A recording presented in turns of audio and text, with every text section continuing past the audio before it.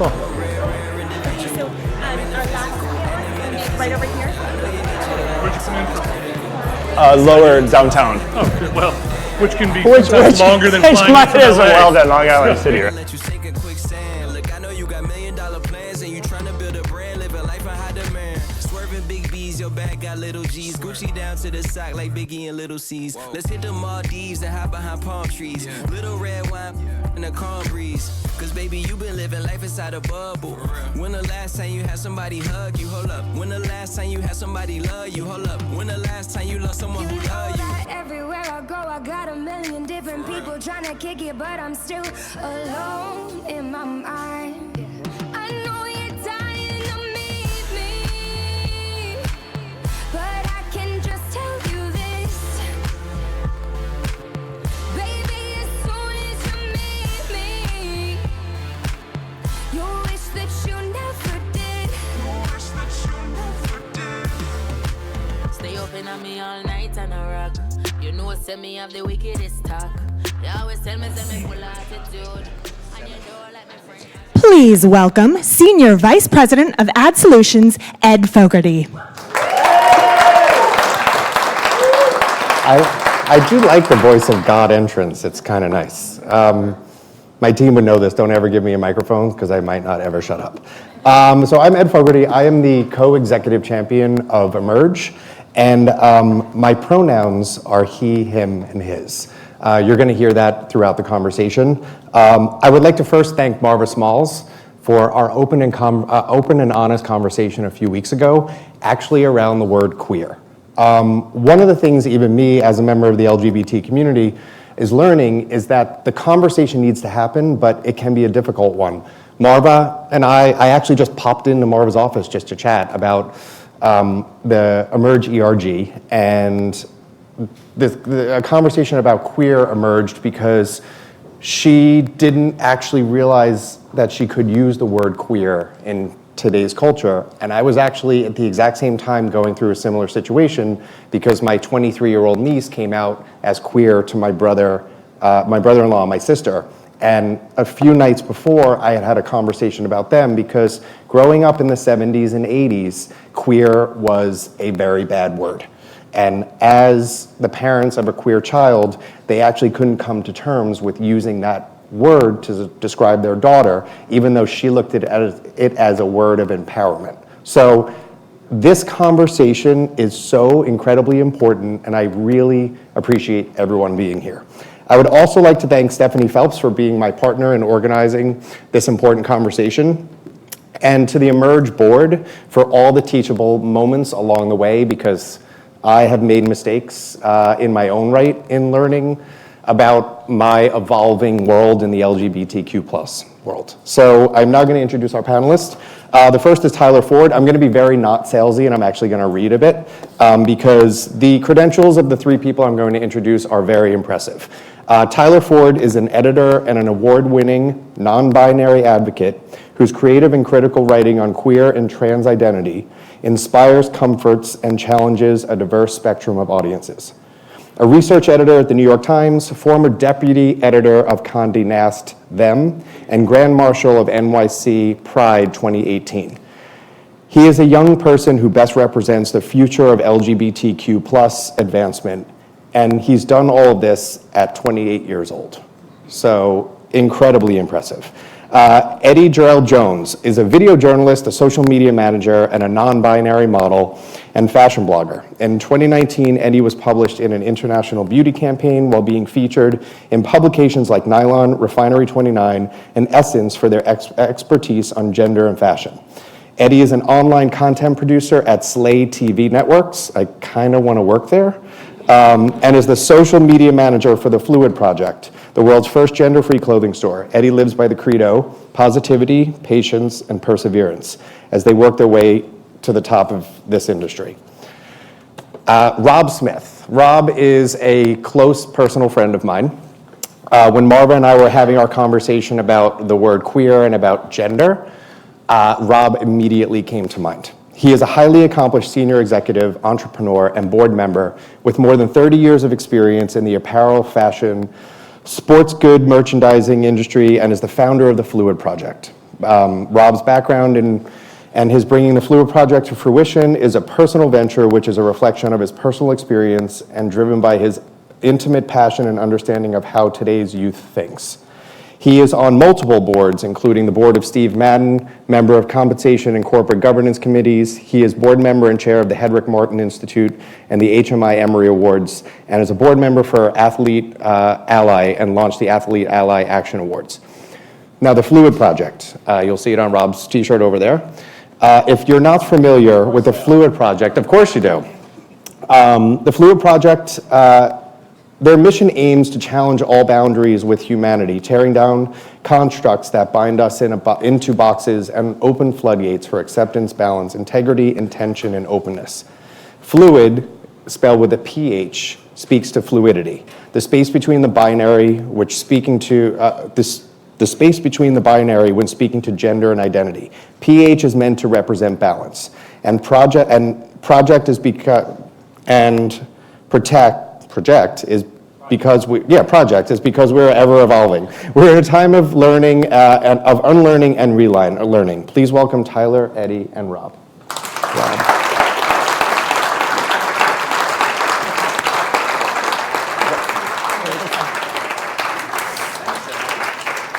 I just said really nice things about both of you. Oh, really? Kind of nice. Kind of nice. Hey, everyone. Can you hear? Oh, wait, turn my microphone on. There we go. Does that work better?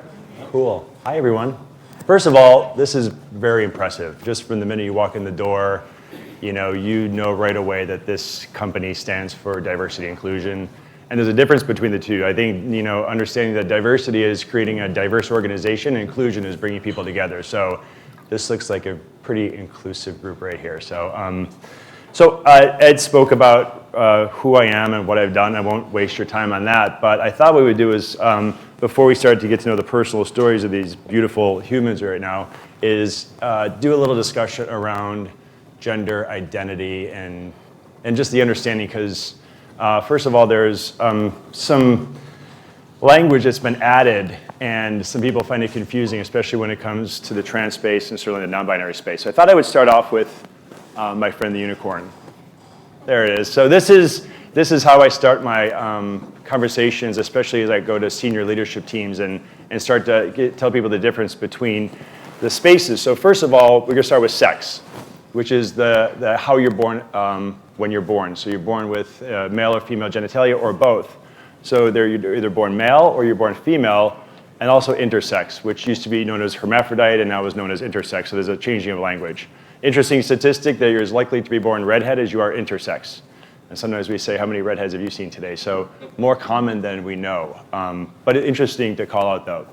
So that's your sex. And there's a big difference between sex. I always think about these gender reveal parties that millennials are having. And the idea is that it is their sex. It's actually called a sex reveal party, because gender is your identity. It takes a while to understand what that is. So that takes us to gender identity. Gender identity is how you identify yourself. Imagine when you look in the mirror, what do you see? How do you feel?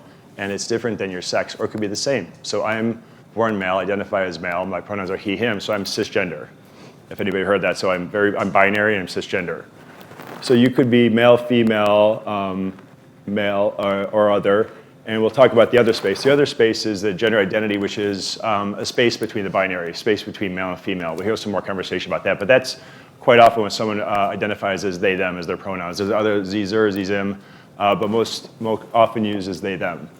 Then there's emotionally attracted to and physically attracted to. I think the physically attracted to is I'm a gay man, so I'm a cisgendered gay man. So that means I'm a man who, for the most part, has sex with men, and though we've had crazy college experiences, but we're not going to talk about that. But in large part, I think that I'm a gay man, and so it's who I'm attracted to physically and emotionally. But I have emotionally attraction to some women, so we all fall somewhere in this spectrum of the gender unicorn. But I think what's interesting here is we've had a shift, and the shift is, in large part, who do you go to bed with, which is your sexual orientation, who you're attracted to physically, to who you go to bed as, which is your identity. And that's the shift. I think in large part, most everyone in this room is pretty cool with gay folks, right? Like being queer, like Ed said, is you're gay or lesbian. We kind of have moved on from that, and now people are moving to understanding identity. and this I'm not supposed to really share, but I'm sharing with you because I think it's interesting. The GLAAD, who does surveys, is the Gay Lesbian Anti-Defamation organization, and they do polling. And for the first time ever, they've seen support from straight colleagues drop, and not just drop for the queer community from 65% to 52% of 18 to 35-year-olds. And they asked them why, and they said because you're making it so confusing, because it's moved from sexual orientation to gender identity. And so our job here is to educate you so you can be allies as well and help other allies be their supportive allies as well. So that's an introductory course. So let's get started and get to know these characters. Any questions so far?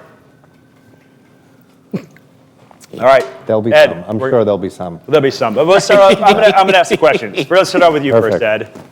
So if we can be candid, so when did you come out at work? Oh, God. When did I come out at work? By the way, most panels pre-give you questions. I didn't give anyone any questions. I'm just gonna surprise everyone. 2002, 2003. What was that experience like for you, if you can share? I was actually, when I had first, actually Rob and I go way back, so Rob knows my first partner, Tom. Yep. I was working at Fox Sports at the time. I mean, that in and of itself was nerve-wracking. But it was, once I got to VIACOM, because that's where I came out when I came into VIACOM. But it wasn't coming out at work because I started at VIACOM as an out gay man. It was coming out in the industry because all these people that I had cultivated relationships with, I actually, in a way, it's like I had to unlie to them. So here I work in sales. Sales, your entire foundation is based on the trust you have with a client. And all of a sudden now I was coming out to them to tell them my deepest, darkest secret, which was a lie up into them because I was very traditional in the sense of when I would be at work, I would make sure everyone knew if I was dating a girl or I was interested in a girl, or I thought a girl was pretty or whatever, just because I had to have that veil of who I was. So it was liberating when I came to Viacom. I also came into a company that was very forward-looking when it came to LGBTQ+, QAI+ issues, putting people like Pedro Zamora out there as the first HIV-positive character. And then I was lucky enough, as I was getting my footing, to be on the launch team for Logo. So all of a sudden it was like, okay, not only am I gay at work, but I am now going to go into the mainstream media marketplace as an out gay man and sell myself every single day to try to make money for this company. And this company supported me from the moment that I started. Wonderful. This is why I'm here 17 years. Incredible. That says a lot about this company. Was there any, so Fox, when you're at Fox, you passed as a straight guy. Would you say that? Yeah. It was funny. There's a term passed. No, totally. But actually, it's funny that you bring that up because Sean and I were talking this morning. There's something I realized in the last, I'd say, year or something. As a white male, I have a camouflage that people in my community, like my two friends sitting next to me, don't have. I can pass as a white man walking down the street, not like this, but or as a straight man, walking down the street. I could pass, so I have that camouflage, say that white privilege in the gay world because of that. So at Fox, it wasn't that hard. I can talk statistics, I can sports statistics and all that kind of stuff, but I kept to myself, so it was fine in the sense of, I had words said at me, I was called a faggot multiple times. You it's the early 2000s, late 90s, you let it roll off your back. Yeah. So. It's interesting, I think for me, as a gay kid, and I learned to deepen my voice. I learned my mannerisms to be different. You learn how to pass in a straight world, and you suffocate that little queerness that existed before. And it still exists now. I think, as I still listen to myself and I still think about what could I have been like, or what would I have been like as an adult today had I not suppressed that Totally. gay kid.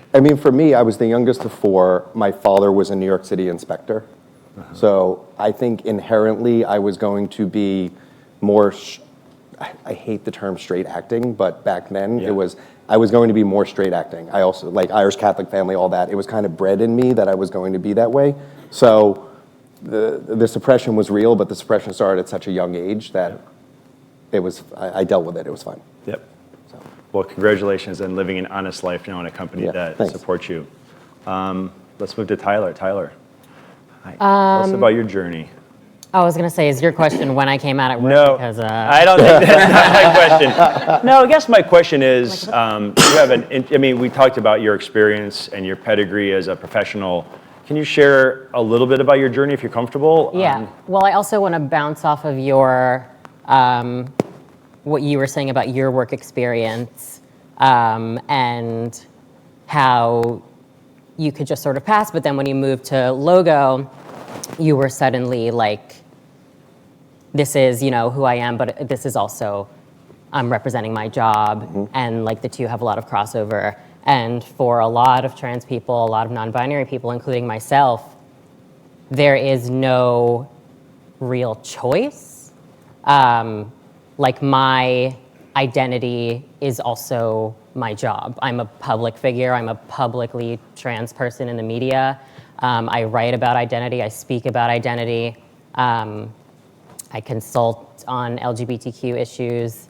And like, so I transitioned when I was in college and dropped out like a few months afterward because it was terrible.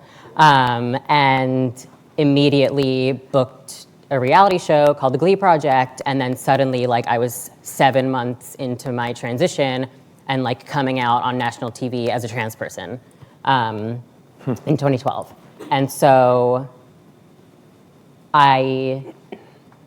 you know, there's no like taking that back.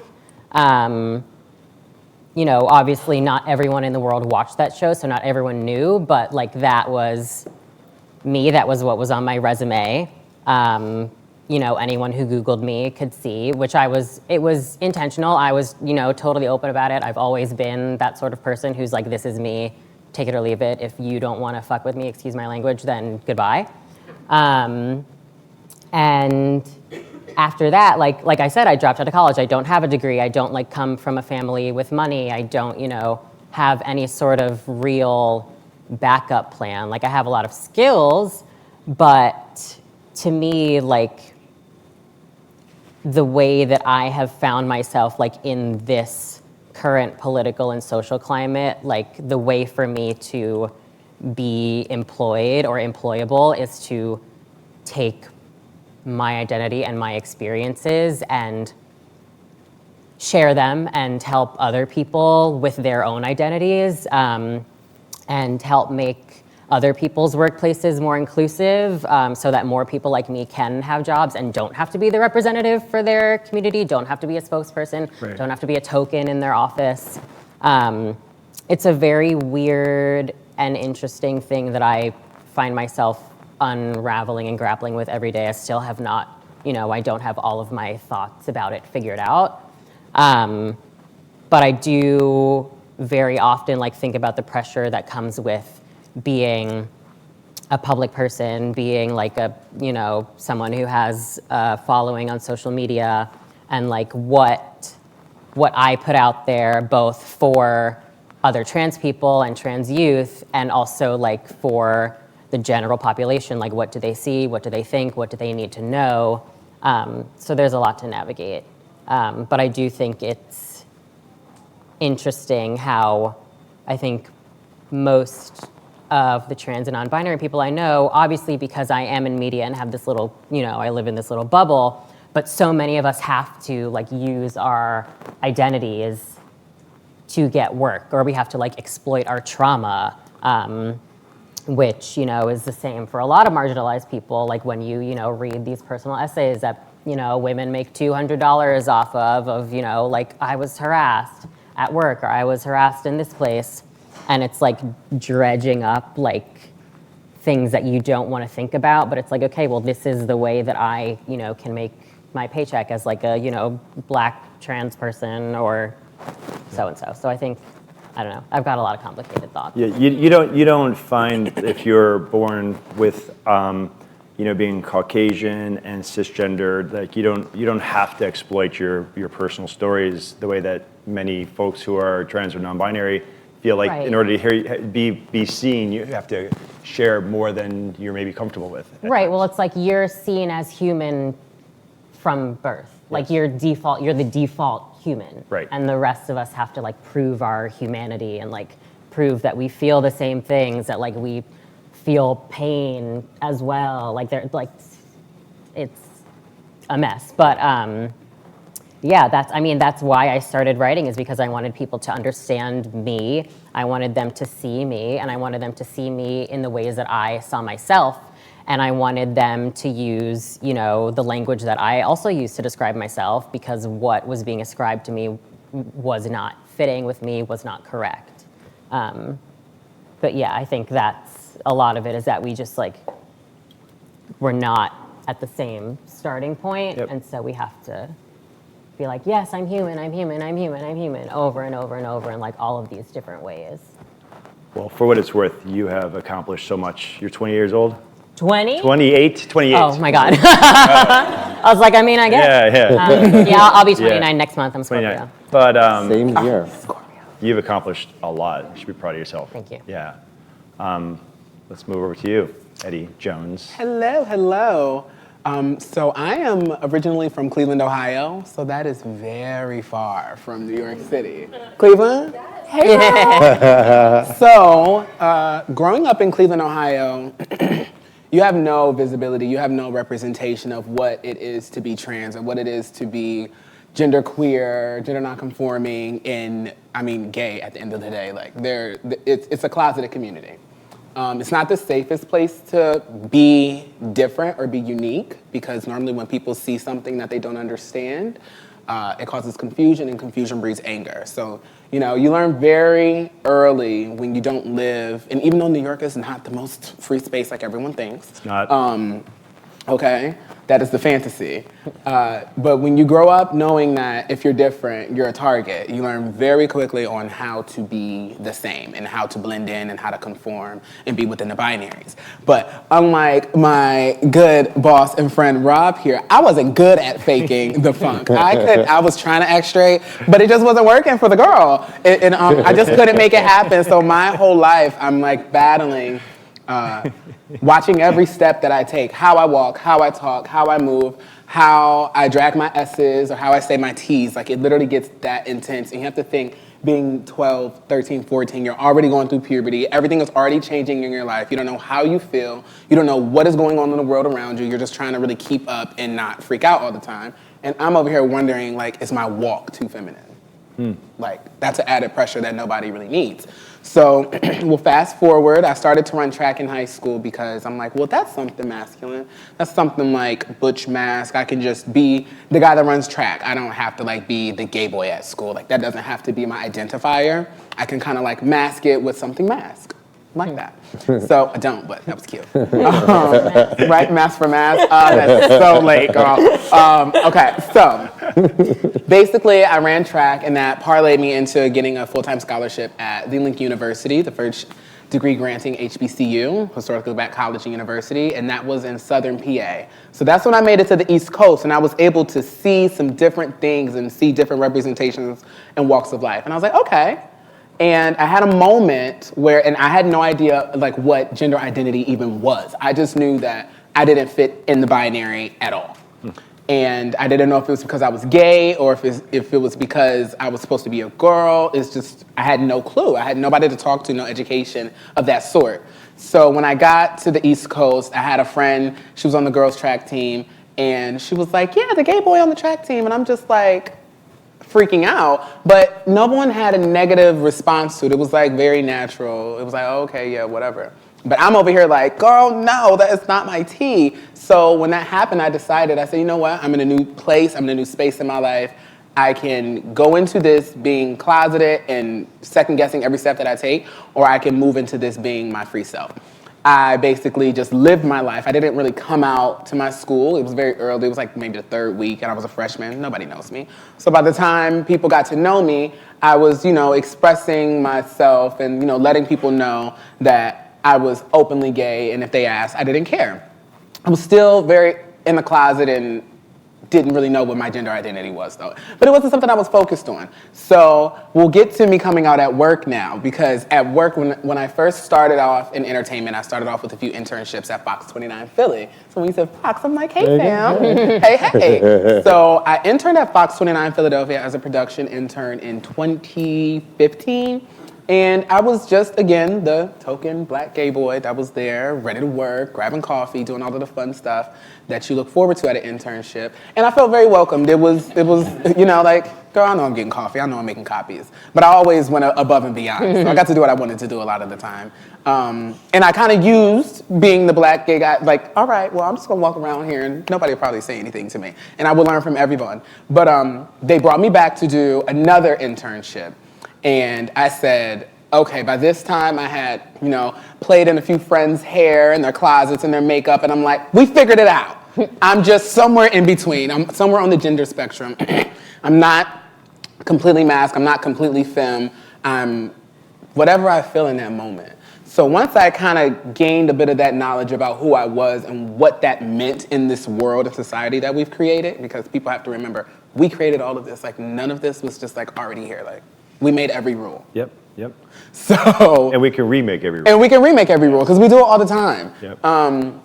Whether we want to or not, it happens. So when I went for my second internship, I said, I'm gonna wear makeup, I'm gonna wear a lash, I'm gonna wear eyeshadow, and wanting to be a television personality, especially in news, is like, what are you doing? I was going completely against the grain.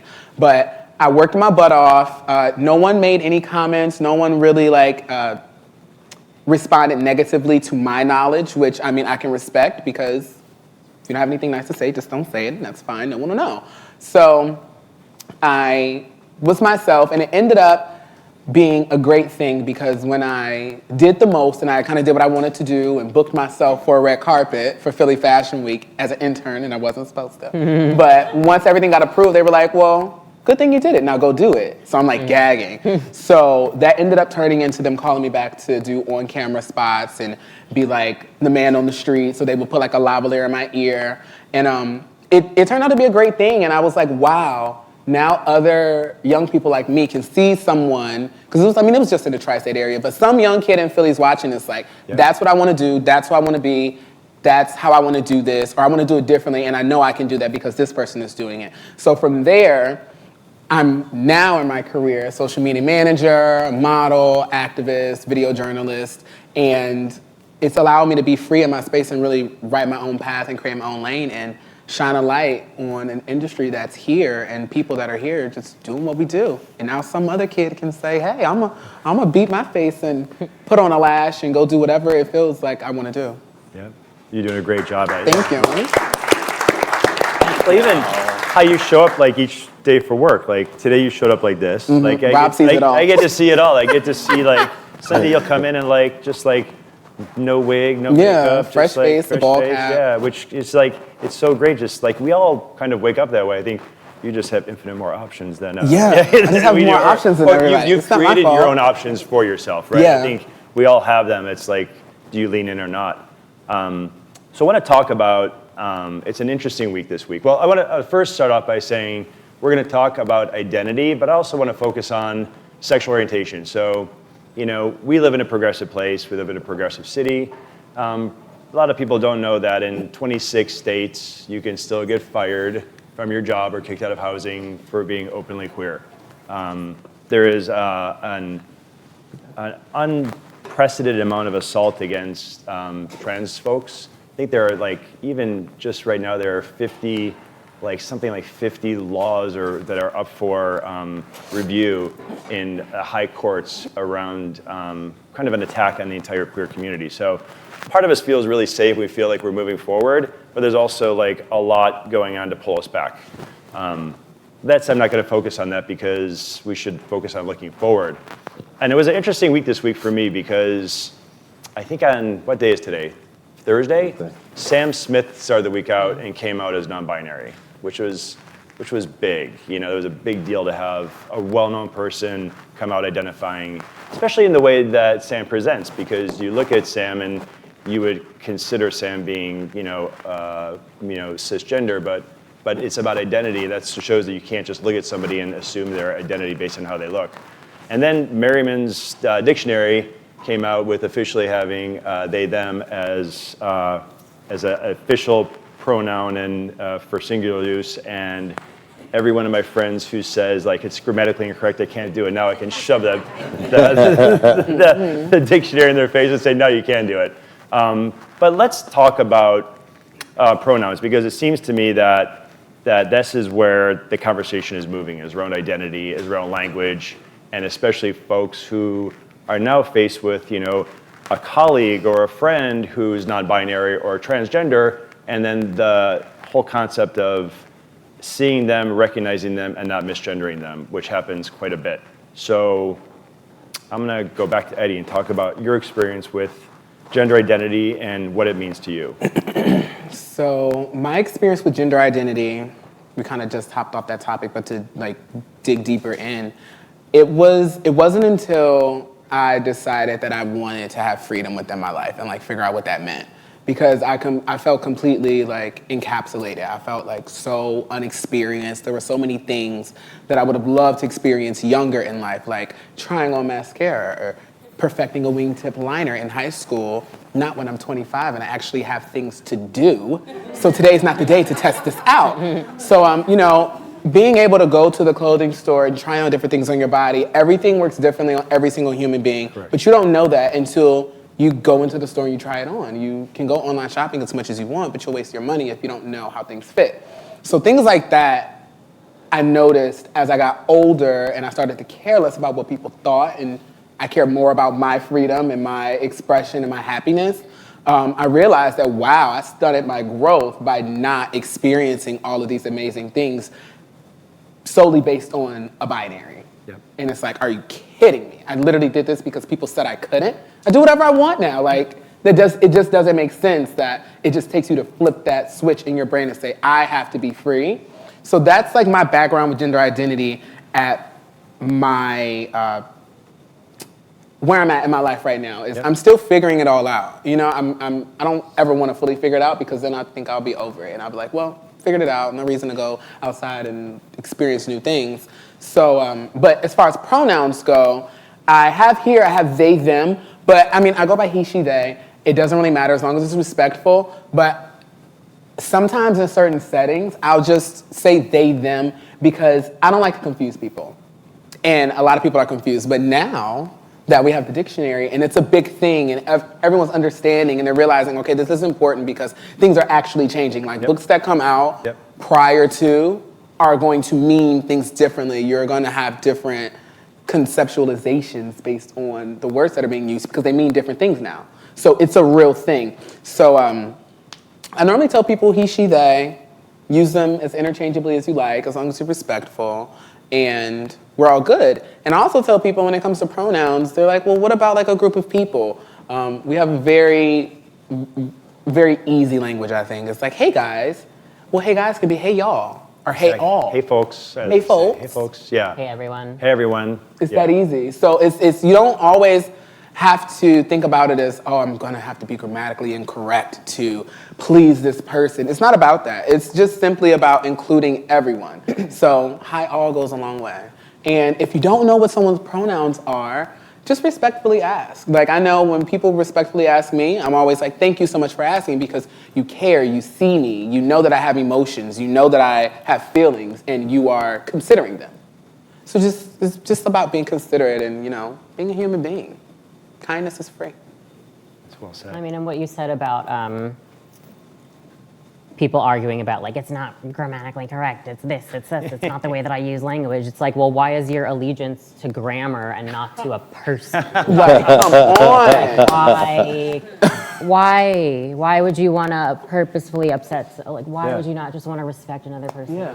Who, is grammar your mother? Like what? I don't, anyway. It's ironic that now that the establishment, which is, how old is a dictionary? Like, you think about it now that, like people see it like, oh, now it's okay, because it's right. Like, why wasn't a human being okay before? But now we need this established, like vehicle, this whatever it is, book the book, like say that it's okay for it to be okay. But now for some people it is okay now, which is really interesting. But also, Yeah. people use gender neutral language all the time for one person, and they just don't. Don't recognize. I use it all the time. Exactly. I could use it right now. I say, where did they go? Well, they went off to the Right. bathroom. When are they going to be back? Well, they'll be back in about 10 minutes. Well, when they get back, make sure they know that I said do this. I Right. did not gender anyone in that sentence. Right. Yeah.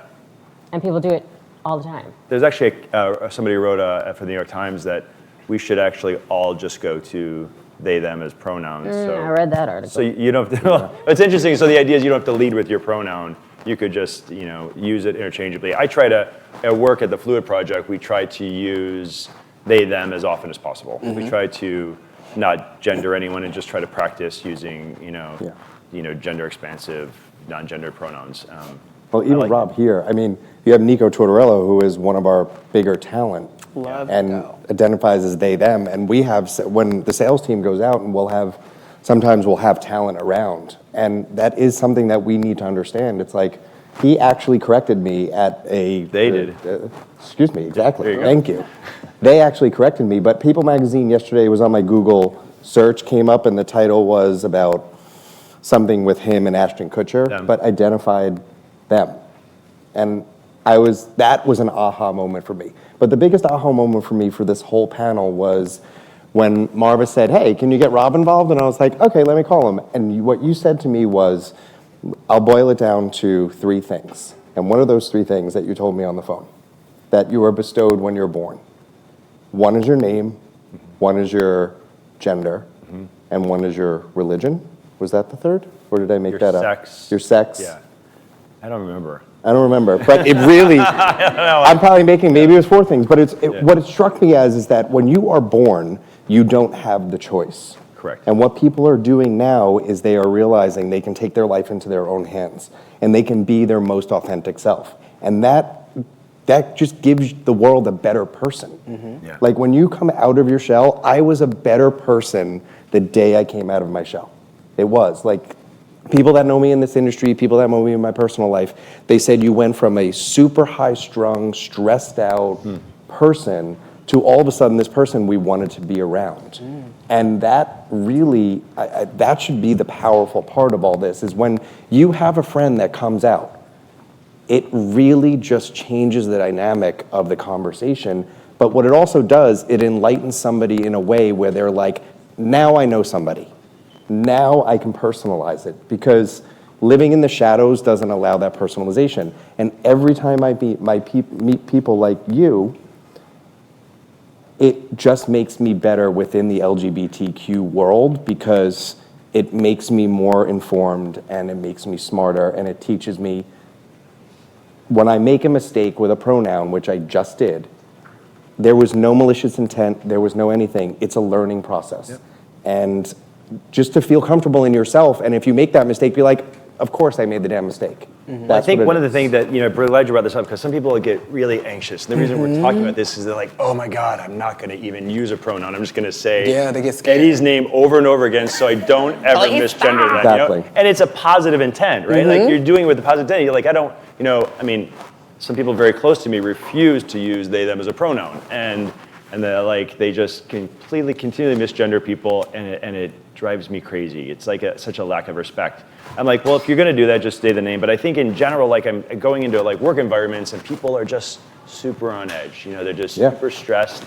And I'm like, let's just get this out there and talk about it. So what I always say is, don't beat yourself up. If you misgender somebody, and they correct you, say thank you. Most people are like, I'm sorry, hey, listen, but don't beat yourself up.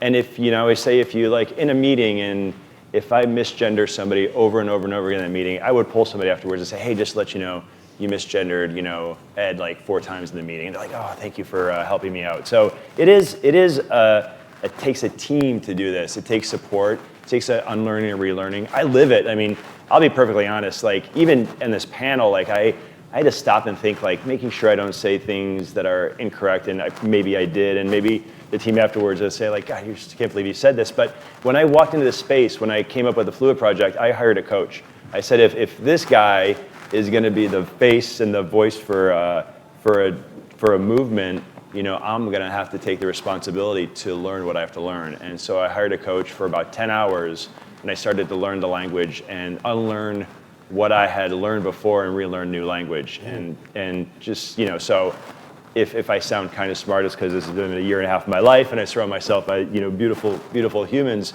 But it's also because I did the work and the practice. And after a while, it just becomes second nature, just like everything else. But I will tell people, like my husband, like as whatever it is, obstinate as you are about pronouns, you could have learned a whole nother language by now. It's because it takes that much energy to not do something as to do something. So let's talk about, I don't know, what's the time check right now? How are we doing? We're on Q&A. Oh, It's time. time for Q&A. All right, I'm going to ask the last question, and then we'll go to Q&A, but it's so much more to talk about. We'll keep it sharp. Yeah. So I'm just going to have a little fun right now. Uh-oh. This is VIACOM. There's lots of different stations and different characters. Who is your favorite queer character on VIACOM? Both. Were they out? Maybe not. Maybe it's time to give them an opportunity. Can we get a refresher on everything that falls under VIACOM? Logo, VH1, MTV, Nickelodeon, and what is it? Oh my gosh. All right. Is this being live have streamed? mine. Yeah, I have no idea. I have mine. Go ahead. Cosmo. Cosmo. It's like, Good one. we knew Miss Thing. I love Cosmo. Cosmo is me. I am Cosmo and Wanda. Put it together. Boom. It all makes sense. Well, I guess the first thing that comes to mind after that is Phil and Lil's mom. What's her name, Betty? No, it's not like canon, I don't think, but like, Got you. that's my lesbian icon. Okay, got you. Ed? Probably Shangela. Okay. Word. Thank you. Hallelujah. Mine was probably Pedro, right, from Yeah. TV season 1, because I was living in Miami Beach during the peak of HIV and AIDS, and it was, just finally, like, it was so great seeing somebody come out publicly and talk about it. I also remember going to his memorial, and it was sad, but it was life-changing for me. Anyway, on a more higher note, let's go to question and answer. Who has a question? Yes. Oh, go ahead. You go first. You have the microphone. Just quickly, because first, thank you all. I'm just still on this learning curve, so I have like a practical question, and as I tell everyone about this week, this is a safe space, so there's no wrong questions. So I ask you to lend that same courtesy to me.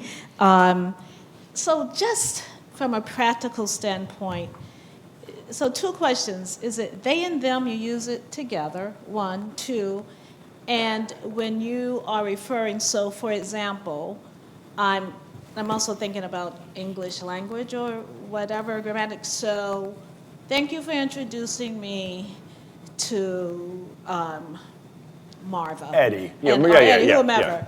I saw they at the store. Yeah. I saw them at the, Yep. So just You got how are we going to sort of from someone's saying, okay, they're writing bad English or Not whatever. anymore. How is it? Oh, is it in the moment, but also if you're writing as a reference, is it you afford and accord that same Tyler, do you wanna answer that? respect too? But Sure. just as a writer, just how do we start elevating, just make it, normalizing it so a memo doesn't get kicked back or Right. someone says you're a bad writer? So I think that a lot of people, when they hear about they, them pronouns, they immediately like single them out as this like weird thing and try to use it in ways that the words they and them aren't used, where they're like, oh yeah, they is over there. It's the same as it always is. It's they are over there, or like or they're like, oh wait, this person, I'm gonna talk to they. And it's like, no, I'm gonna talk to them. Right. It's the same across the board.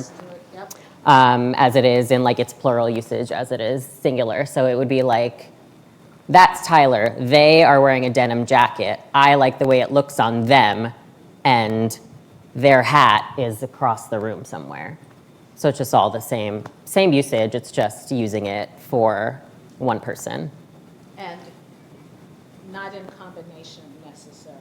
I mean, it's they or them, or they, them, or? So basically, when you ask someone, what are your pronouns, you say like she, her, hers, or they, them, theirs, or he, him, his, just so that it's all right there for people to see. But when you're speaking, you wouldn't say like, oh yeah, they, them is over there. Okay. It's just Sometimes it's just people like say they that. over there. Are they a they? Are they a them? Like, are they a the? Like, Yeah. no.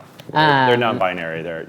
But yeah, no, it's just saying, that's Tyler, they're over there. Yeah. They're doing this. That's their hat. That's, their mom. They look very cute today. So I'm gonna actually, good question. Thank you. I'm actually gonna plug Nico's book. You mentioned Nico.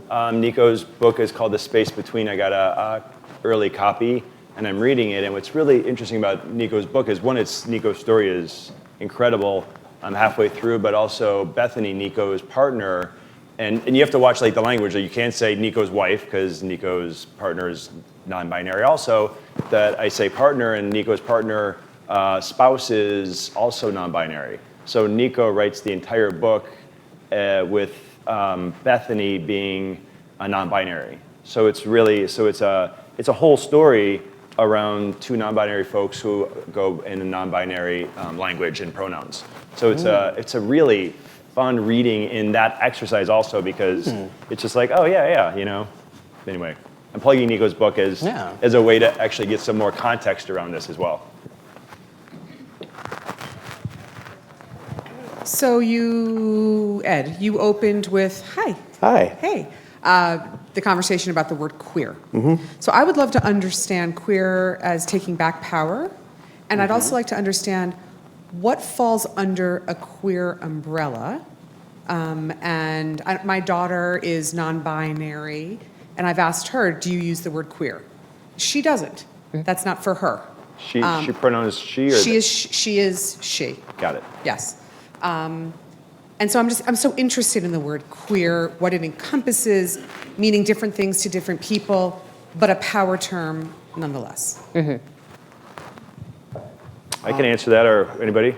I mean, I tell you what I know. I know that there's a lot of letters, LGBTQIA+, and I think that there's a word now that is an umbrella term for queer, and and it is, listen, if I was called queer 40 years ago, I'd probably be crying right now, in front of everyone. But it's a word that's an umbrella term for all the letters, if that is fair. Anyone else? To piggyback off of what you said, like the past of what queer means or meant. Look at me now. I care about English and grammar. But for me, agreeing with everything that you just said, for me it also is like the B word. It's like, bitch was like this big thing, and it's like now it's like bitch. So that's what it is for me in my experience and my queerness. And I use the word a lot, and I use it as an umbrella term. And I know a lot of people really don't like the word because of its history, and I think sometimes people also don't like the word because they feel like it's too broad of a term. It's like, everything's queer now. Yeah. But I kind of use queer when it comes to gender. If I'm like referring to, let's say this panel, we had someone that was trans, someone that was non-binary, and then you have someone that is agender, and then you have someone that is cisgender. I would just say, oh goodness, I lost my train of thought. I'm having a queer panel. Yeah, I was like, this is a very gender queer panel. Yes. That's how I would use it. I would umbrella everyone's. Because you just spoke about gender, not identity. Yeah. You're queer, yes. And then with sexuality. Because it was about gender identity versus sexual orientation. Yeah, so gender queer. So like, that's kind of how I would use it. Yep. Tyler? I would say, as far as what falls under the queer umbrella, it's very personal, and people use it in different ways. So the way one person, identifies as queer, uses the word queer, is different from the way another person does. And it's, not everyone within a community ever agrees on one thing and one definition. So there are some people who really hate the word and some people who really love it. There are some people who feel like it's too political and some people who feel like it's become really watered down and not political. So I think it just depends on the person. I, in particular, am very thoughtful and intentional about my language across the board. One, because I care, and two, because I'm just like an anxious person and don't want to like upset anyone. But like when I'm in a work setting or like in a professional setting, I will say LGBTQ as the umbrella. And then like if I'm talking to another queer person, then we'll just say queer and trans and whatever. But to me, it definitely depends on the context, where if I'm like talking with a bunch of straight people, I don't want them to be like queer this, queer that, queer whatever, because that's like a little weird. Yeah, but I think it's just, to me, queer is like a very, very personal term that can be extended and can be used as a sort of blanket term, but it's never gonna be perfect, which some of us love and some of us don't love about that. I mean, I am not 28, neither are you. You're not 28 either. So queer to me I heard it at my house a lot growing up. I heard it on the playground growing up. You hear it everywhere. And it was a dirty word for a very long time.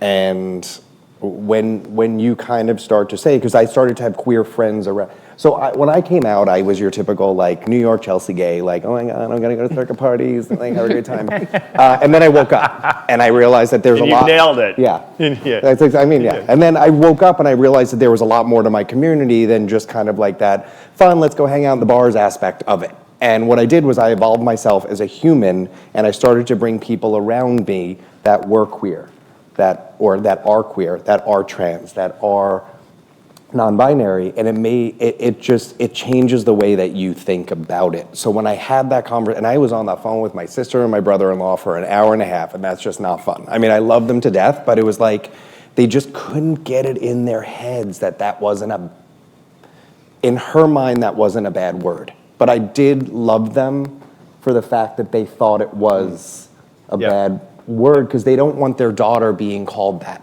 They don't want their daughter being called a queer. Just like they don't want their brother to be called a faggot. And that, to me, that's what stuck in my head. And I was like, I am not getting off the phone until both of them acknowledge that they have a queer child. And that was my mission in that thing. And I haven't had the talk with my mother yet, because that'll just be a horse of a different color. But yeah, so it's an odd word in that sense, because there is such a polarizing word to age groups and people, and it's just, so I know where you're coming from. Yeah, that was literally my question. So. Okay. Good job, everyone. I will say, though, as a queer person from Mississippi who played Smear the Queer when he was a kid, like, I love the word. I think it's super empowering. I think it's a great umbrella to describe every spectrum, every color of the spectrum. So it feels like there's a word that it's dodgeball, except you're hitting the effeminate kid, is what it is. Oh. Yeah. We didn't play that on Long Island. We did. Yeah. There were a lot of like really bad names for games when we were young that created like a racial gender bias. Like it just was, So that's why they always say like it's an unlearning and relearning. The things we said 30 years ago were like, I mean, go back and watch stand-up comedy from 10 years ago or 20 years ago, watch like an old like episode of like a comedy. It's like, oh my God, like so transphobic, or, like it's just, I mean, it's offensive, and it just shows that we're never stuck in this moment. We're always moving forward, and that whatever it is, even this whole idea of like gender fluidity or an identity, like that it's fluid, like why not, and I don't know. Hopefully this conversation has helped making more sense as opposed to make things more confusing. We want to make it clearer as opposed to confusing. Who else has questions? One more question we're allowed. Anyone? Anyone? Bueller? Please. Yeah, there's a question right there. You guys alluded to the fact earlier that New York is not as friendly a place as we're all set out to think, especially for the LGBTQ community. So what, if you had a magic wand and you could change one thing, what would you guys change? So What would you all change? Thank you so much. I didn't want to correct you in front of everyone, but that's nice. See how easy that is? And you helped out. You're like, hey, listen. I didn't even hear it. I Look heard it at twice. Sometimes we don't even hear the mistake. I think, I'm going to let the panel answer this, but I'm just going to say this, that, just because I experience really beautiful humans every single day as they come into Phluid, that sometimes the space between their apartment and this space, the city can be pretty dangerous. And it can be violent, and some folks won't even take public transportation. They won't take trains or subways because of comments, of pictures, of it can be hard and nasty. And I know we feel like we live in a elite, beautiful, liberal bubble, but there's some mean-ass people in the streets. I sometimes, I don't always experience it, but sometimes I'll go out looking different than this just to experience it, and it's different. People are different. If you look different, if you act different, if you talk different, people react. Some very positive, but some very violent and aggressive. I also think we should also talk about workplace too. Not every workplace, as open it is clear about who's coming into the space and how do you make it a safe space. And there's more conversation to be done about that. But how do you feel about New York? So, because I'm a smarty pants, when I get asked questions like that, I'm like, how can I get the most out of my wish? I would wish that I can grant all my wishes. That's my answer. But if there was really one thing that I could, that was smart, right? If there was one thing that I could change in New York City, it would be, it would be the way people see things. And I'll dive a little deeper really quickly. By making everything and when I use normal, it's not to bring everything down, it's to put everything on a place where you just are. Everyone's completely free. I think that's what I would change. Everybody will be completely free. Like In Vogue said, free your mind and the rest will follow. It would be to free everyone's mind. See, still a good one. One of the things that I would change is I would have accessible gender-neutral bathrooms at every location. No matter what. It doesn't really need an explanation, but I spend a lot of time walking around the city having to pee and trying to figure out where to go, where I can go, and it's not fun.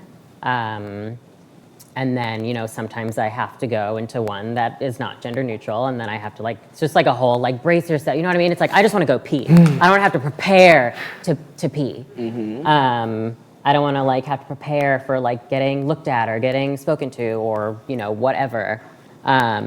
The most I should be preparing for is unfortunately, wiping someone else's piss off the seat, which I wish would change too. But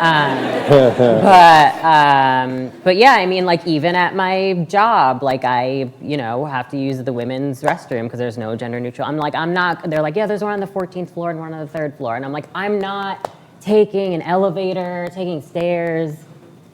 No. If I have to pee, I want to go to the closest place. Yeah, so I'll just have to say it's a hassle to be in this city and I just have so few bathrooms where I'm okay, I know there's one here, I know there's one here, I know there's one here. There was one at Wild Fang that I used to go to all the time because it was just one bathroom.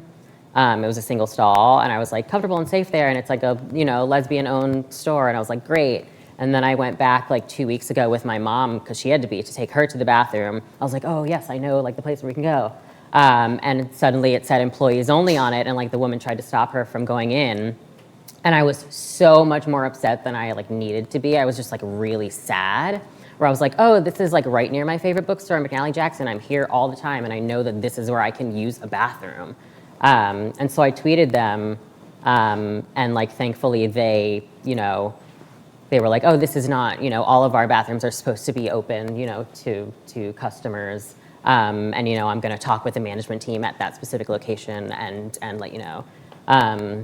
And they did, and they DM'd me and said, we had this conversation, and we want you to know that we want everyone to feel okay, and that's being changed. It should not be there. So I was very happy about that. Then again, it like goes back to what I said at the beginning, where it's like my identity like becomes like it's so tied up in like if I wasn't a public trans person with like 50,000 Twitter followers, like how far would that have gotten? Like what attention would that have gotten? What change would that have brought? But yeah, so that would be one of my wishes. I would change Pride weekend. Because I think that we've lost the essence of what Pride is all about and what it has evolved to as a corporate mouthpiece to say, oh, we support the gay, lesbian, bisexual, transgender agenda. Like, I really had a problem with it this year for the 50th anniversary of Stonewall. I actually think what we should have done was gone back to more not political, but like the roots of what Pride and why it is what it is today. Because all these companies have their Pride flags out in New York City and they have them out in San Francisco, or they have them out in the major markets.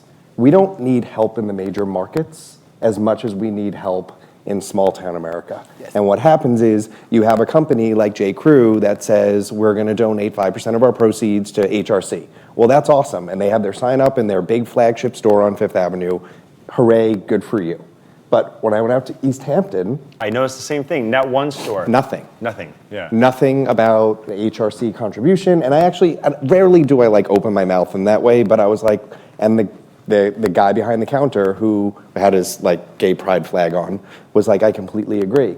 So if the corporate people, the corporate sponsors that are signing on in a public way for New York, San Francisco, LA, blah, whatever it is, if they're not signing up in small town, I don't want your corporate donation as a gay person. Because it's not giving us the effect that we need. We need it to be bigger in the sense of we need it in the small town.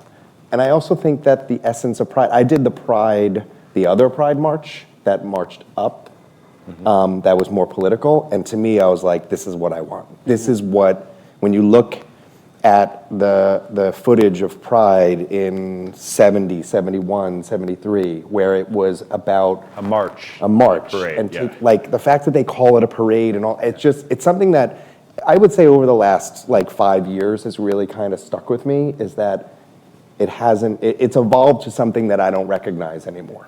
I'm really happy that everyone comes out to celebrate, and it's kind of like the St. Patrick's Day, like, oh, everyone's Irish on St. Patrick's Day. Like, I mean, I think there are some people that come to the Pride Parade because they secretly really are gay, but they're unfortunately married in New Jersey and dealing with that on their own. But no knock on Jersey, they're probably on Long Island and everywhere too. But to me, it's lost what it needs to be, which is our voice on a very public forum. That is just, I think, getting lost a little bit.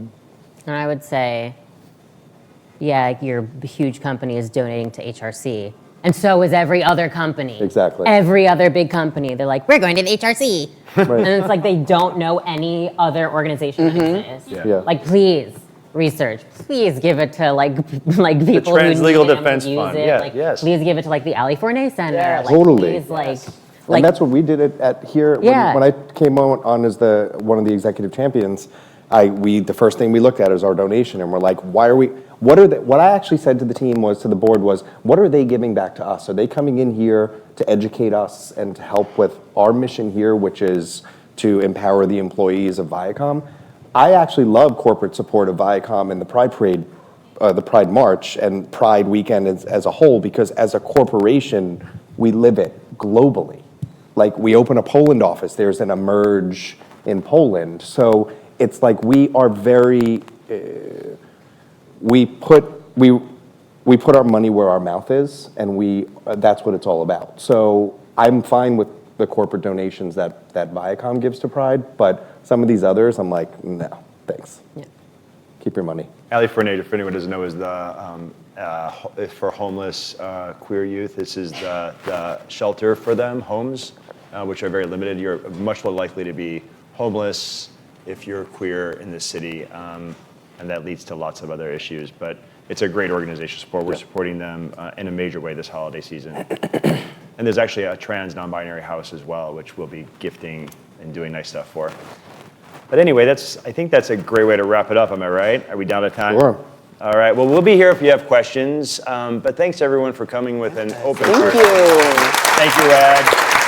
Thank you, VIACOM. Good job, gang. Exactly.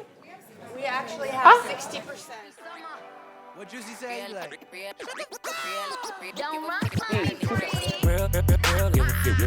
It is what it is, there's some fast start. She a big old freak, it's a must that I hit. It's a hot girl summer, so you know she got it lit. No, she got it lit. Hot girl summer, so you know she got it lit. Yeah. No, she got it lit. Hot girl summer, so you know she got it lit. Look, handle me? Who gon' handle me? Thinking he's a player, he's a member on the team. He put in all that work, he wanna be the MVP. I told him ain't no taming me, I love my niggas equally. Fucking 9 to 5 niggas with that superstar beat. The superstar star, now I got him far link. I called a jet to get that nigga, I told him call, don't send no text. And don't you tell him you with me when they be asking where you at. I can't read your mind, gotta say that shit. Should I take your love, should I take that? Got a whole lot of options, cause you know a girl's hopping. I'm a high girl, so you know ain't shit to stop me. It is what it is, there's some fast start. She a big old freak, it's a must that I hit. It's a hot girl summer, so you know she got it lit. No, she got it lit. Hot girl summer, so you know she got it lit. Yeah. No, she got it lit. Hot girl summer, so you know she got it lit. Yeah, Who a how to be? Who got a lot of D? Who poppin' like a P when he be hopping out the V? And who gon' tell him that my bitch is getting her degree? And when we say it's hot girl summer, we ain't talking about degrees. Who won't follow me? Like who don't follow me? Cause even in your new bitch, I can see a lot of me. And honestly, I'm on it cause that shit be comedy. You ain't put me in no brands, but I see you proud of me. I'm just a real, give a fuck about a trick. I'm some real, and we really with it. Put this on your lip. Give a fuck about the I get that and then I grab my shit and then I dip. It is what it is, there's some fast start. She a big old freak, it's a must that I hit. It's a hot girl summer, so you know she got it lit. No, she got it lit. Hot girl summer, so you know she got it lit. Yeah. No, she got it lit. Hot girl summer, so you know she got it lit. Look, college girl, but a freak on the weekend. Eat that dick up even when I'm going vegan. He be tripping on me and I know the reason.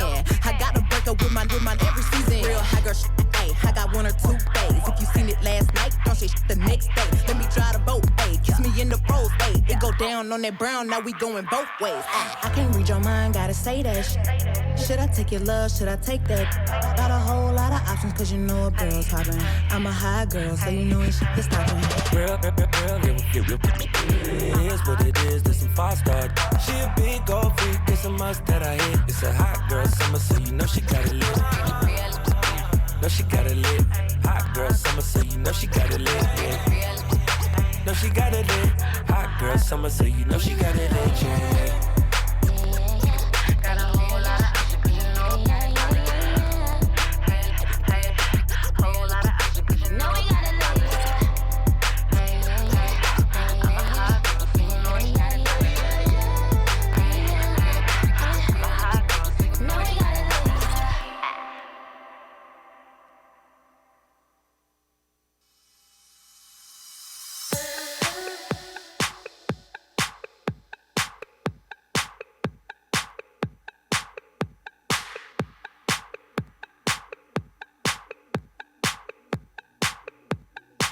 My side right now.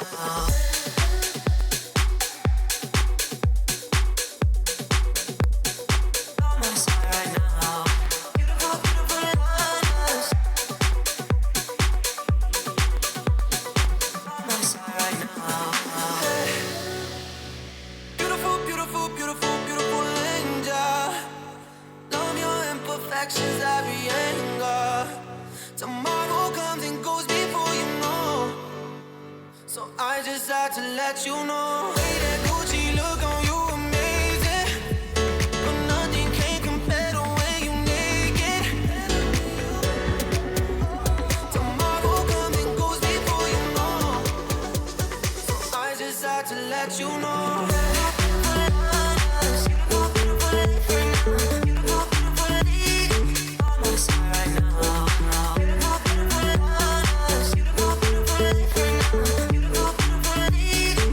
My side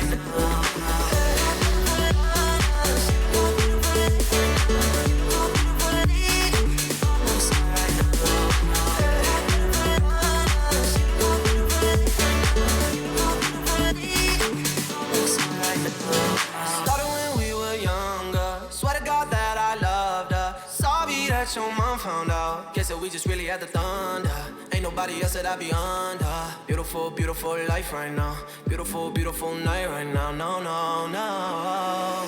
Never ever gonna mislead you. Don't believe lies they feed you. Stop and stare like a sculpture. Painted in your colors. Beautiful, beautiful life right now. Beautiful, beautiful night right now.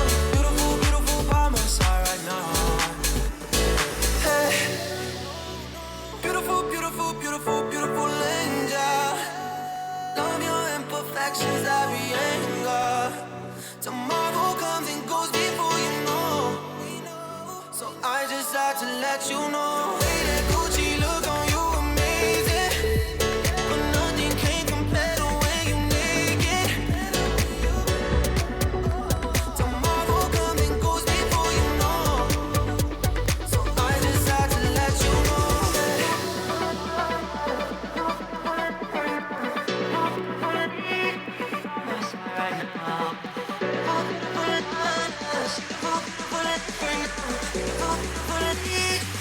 My side right now.